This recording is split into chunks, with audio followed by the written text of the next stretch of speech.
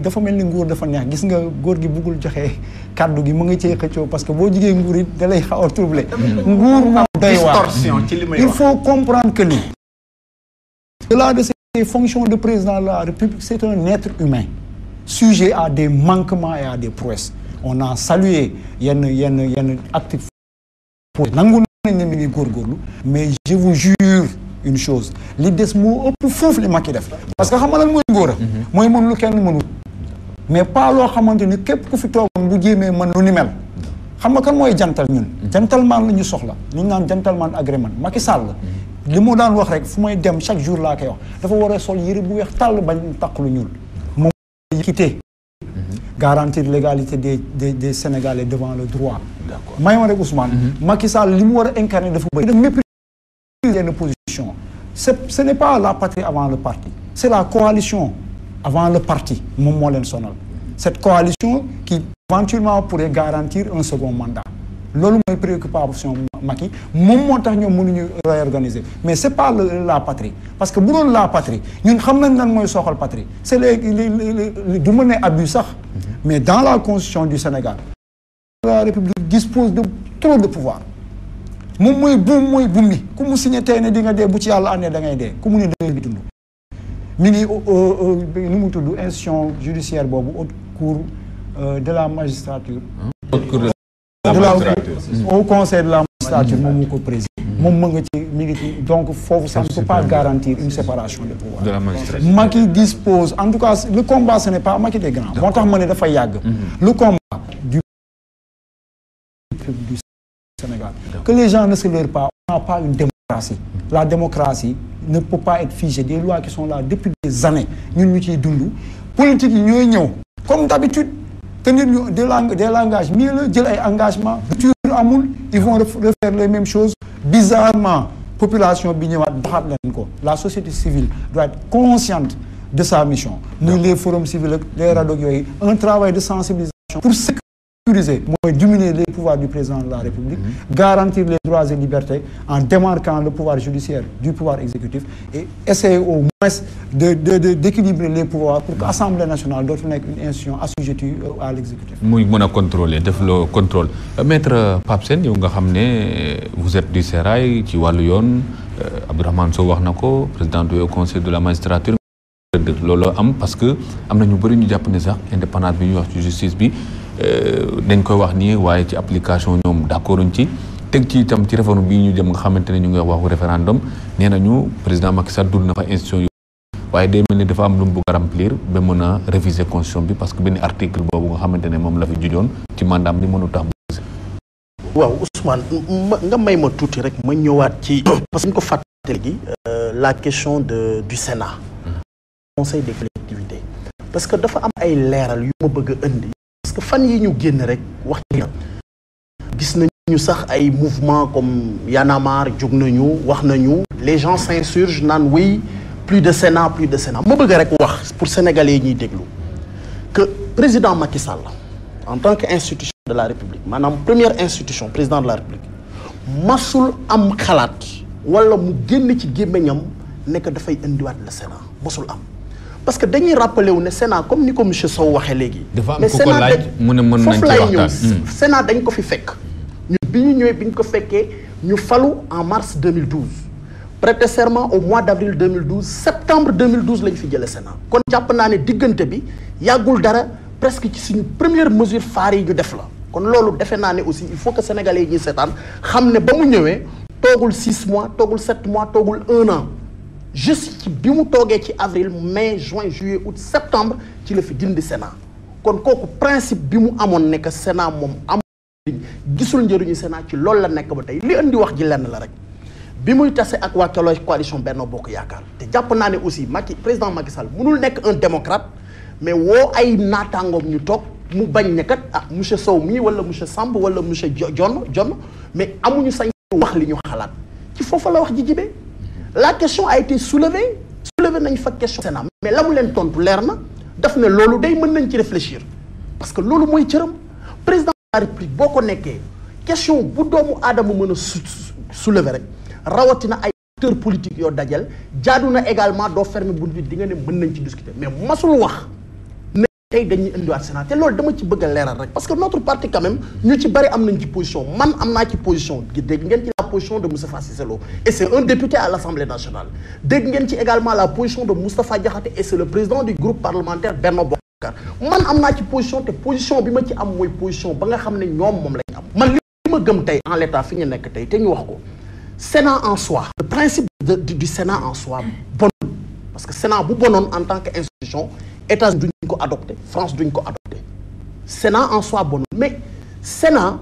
boo koy indi par exemple ci réew mu mel ni Sénégal ak contexte bi ñu nekk tey man personnellement dama ne tey à la place du Sénat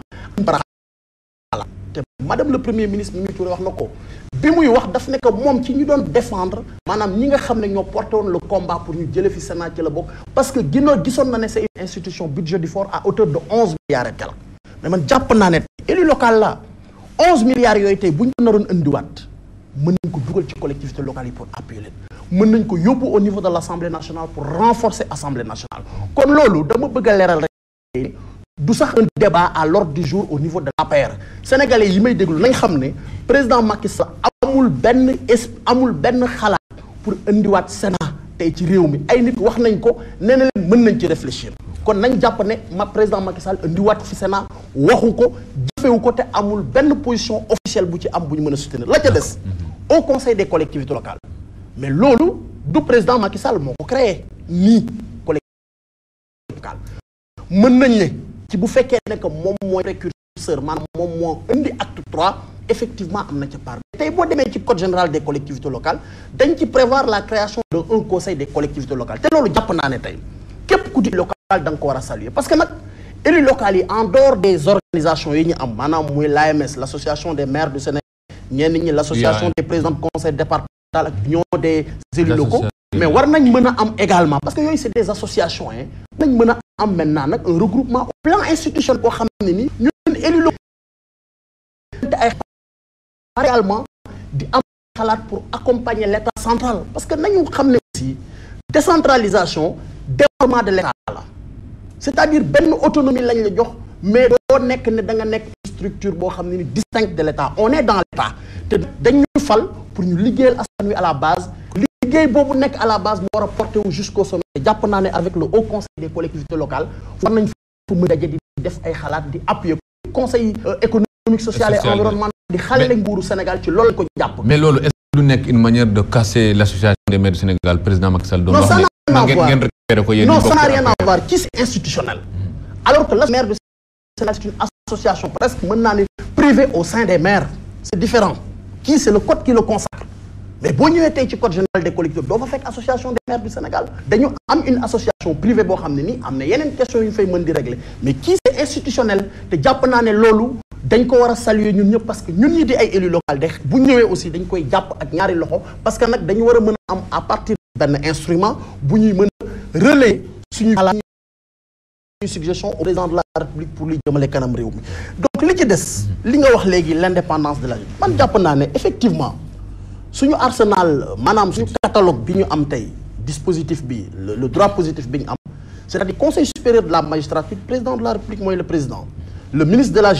vice-président loolu lañu fi fekk c'est vrai même boo nee tey ci rapport bi nga xam ne moom la CNRI effectivement am na ay orientation yu ñu ci def am na ay recommandations yu ñu ci def pour que la justice soit beaucoup plus indépendante man du ma nekk homme de justice nekk avocat bu pare di bañ loo xam ne nii dafay gën a jëmmal indépendance justice parce que ñun suñu combat de tous les jours bi ñuy porter mooy l'indépendance de la justice mais foofu li ma ciy wax rek lu tuuti la am na boroom xam-xam bu ko wax gis nga amoon benn président bu fi ñëw nee na l'Afrique n'a pas un problème d'homme la am mais même gis nga suñu justice boo jëlee nos textes pas un problème d'homme mais un problème d'institution fort un problème d'institution fort c'est ça gis nga boo déggee institution rek mooy lañ cay def gis nga boo jëlee tey justice maanaam textes yi nga xam yëpp moom mool indépendance de la justice mais mënoo wër ci àdduna gis des textes plus parfaits c'est-à-dire des textes plus commodes que ñun li ñu am c'est-à-dire sur le plan des textes dañu am une justice parfaitement indépendante mais am na boroom xam-xam bu doon wax ne même président Ablaye Wade sax wax na ko waxoon na ko bi muy caricaturer avec les magistrats ne nit ki fekk mal moo nga sa bopp mu dem ba fee dellu si jébalaat la boppam loolu mënoo ci dara mais nit ki boo ko nee da nga indépendant bi bu bëggul am indépendance boobu parce que indépendance c'est un état d'esprit d'abord texte du la ko may texte bi da koy jëmmal rek mais la nga xam ne ni mooy tax nga indépendant dëgg ci sa liggéey ba mën a ràññee monsieur Sow ak monsieur John ci waanaa lii moo leen tàggale mooy droit bi xooluma lu ma bokk monsieur Sow xooluma lu ma bokk ak monsieur John wala xooluma lu may jële ci monsieur John kooku esprit la yow yaa koy jëfe te loolu texte yi may na ko ñenn ñi ma joxe rek benn exemple bu tuuti boo jëlee parquet bi ñuy wax très souvent parce que dañu naan indépendance de la justice amul ci parquet boo def ci suñu texte yi effectivement le parquet dañ ko rattaché au ministère de la justice parce que c'est le principe de la hiérarchie comme administration ñi ci liggéey xam nañ ne administration quand même c'est le principe de la hiérarchie le principe de la subordination ce supérieur hiérarchique moo la tiim moo lay jox ay instructions foofu dañu ne c'est-à-dire que au niveau du parquet le procureur de la République bi nga xam ne dañ ko rattaché ak le ministère de la justice c'est-à-dire que bu recevoir des instructions écrites yooyu daf ko war a jëfe c'est sous le couvert du principe de la hiérarchie mu ko bañ parce que son supérieur hiérarchique noonu la mais procureur ba nga xam ne dafa jot des instructions écrites bu demee au niveau de la barre di requérir ci procès tey bu ñu demoon ne procès Karim Wade bi procureur spécial bu jógee bay wax dama joxe rek exemple yoon may na ko sañ-sañ loola nga xam ne moom lañ ko tënkal ci këyit te mu tënk ko ci këyit mu teg ko fële jël ay réquisitions yoo xam ne da koy sonal mooy li ñu naan la plume est serve la parole est libre maanaam la ñu lay bindal da lay tënk ci këyit gi mais la ngay dem di wax foofu ca baar ba la ngay dem di wax ca préfet yow en tant que procureur de la République yow yaay jël say responsabilités en âme et conscience nga xam ne d'abord yoona la fi tax a nekk magistrat nga da nga taxawaat te ay doomu aadama comme yow ngay waxal dama ne loolu président Macky Sall mënu ci dara bu nekkee préfet ko mënu ci dara texte bala ko may mënatu ci dara yow ci sa jëmm la waaye nag nañu nangu ne on est en Afrique on est au Sénégal man fekkee ne dama nekk magistrat te bu fekkee ne dama nekk magistrat ñëw taxaw ñu ne ma yow war nga mën a taxaw ñëw par exemple wax leneen lu dul li ñu bind ci kayit gi nga toog di xalaat ne bu ma ko defee war naa mën a retrouver à Kédougou boobu sa maanaam jëmmaluloo sa bopp kon dama ne la ca des ci nit ñi lay desee man awma problème fondamental ci le président de la République nekk le président du conseil supérieur wala bañ koo nekk li ma gëm mooy lépp lu ñu tënk ci texte yi rek te bu fekkee nit ña nga xam ne ñoom lañ ko jagleel ñoom approprié wuñ ko gëmuñu ne ñoom loolu war nañ indépendance bi dafay nekk un 20 mots ma terminer rek loolu mën na jàpp ne kon institution forte yooyu benn rêve la rek mais mënatul nekk loo xam ne luñ matérialiser la parce que les forces du pouvoir ñoom ñoo koy imposer te yéen seen côté aussi nekk na problème parce que yow ni nga wax ni je peux me retrouver à Kédougou gis nañ ko récemment dama la jox misaal ne la maanaam du toujours parce que bu ñu duggee sax ci analyse bu fond bi ku nekk xam na ne par exemple un magistrat nga xam ne ni mënoo leen teg comme ça boo jëlee magistrat du siège par exemple le principe de l'inamovibilité s'oppose à ce que nga bëgg koo jël tey rek yóbbu ko feneen donc mais am na ay textes yu prétextes yu ñu mën a trouver aussi que waaw non dama jox rek exemple ne la même bu fekkee war na la ko jaral tey jii bu fekkee war na mais ma dëggal sama bopp pour wane askan wi nga xam ne parce que dañ ne la justice est rendue au nom du peuple sénégalais ñun ñi fi nekk daf nekk ngir askan wi ma jël sama indépendance primé ko ci benn souci d'affectation dama joxe rek exemple benn souci d'affectation pour wax rek ne nit ñi ñoom ñoo war a approprier le concept d'indépendance def ko état d'esprit ma terminer rek ci loo xam ne nii monsieur Diorno wax na ko léegi maanaam nguur ci waxu respect de la loi parce que ñun dañu nekk fii te di ŋàññ démb ñoo doon ñàkk respecté loola ku xam ku waxal yàlla xam ne le président Macky Sall c'est l'un des rares opposants ci Sénégal tey yoo xam ne muy nekk ci opposition masul yëkkati kàddu bu ñaare ko ci deru Abdoulaye Wade ñëpp xam nañ ko fii Sénégal président Macky Sall mooy l'un des rares opposants keroog ba nga xamee ne que nii décrété nañu ne nañu boycotter les élections de moom mooy le seul le rare d'ailleurs boo xam ne nii si calendrier républicain maintenir na date bi damay dem élection kon jàpp naa ne kooku du kuy ñàkk a respecter loi la ca tegu mooy maanaam PSE monsieur Dione PSE même bu fekkee dañ ko moole ca biti comme ni nga koy waxee te loola amul Macky la tudd sant Sall loolu moom kenn mënu ko bañ xam nga lan moo am tey c'est-à-dire que ba ñuy door ak PSE bi keroog ba ñuy dem à Paris ci groupe consultatif bi yàlla dafa dogal keroog dama nekk fii plateau de télévision ak Célébé yoon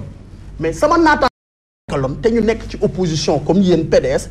gëmuñu woon PSE keroog ba ñuy toog di wax sax d'ailleurs ki doon animé émission bi mu ngi naan bu ñu génnee et le résultat may ñaan man na dama doon ñaan résultat ba fekk ma ci plateau bi bañ mën ko commenter parce que gëmuñu woon ne war nañ fa mën a jële résultat benn ñu jële fa ndam ñëw ñu ne c'est des éléphants blancs maanaam loolu ñu wax noonu bay d'ailleurs dégg nga débat bi ñu ci wax ay oui ce sont des promesses tey nag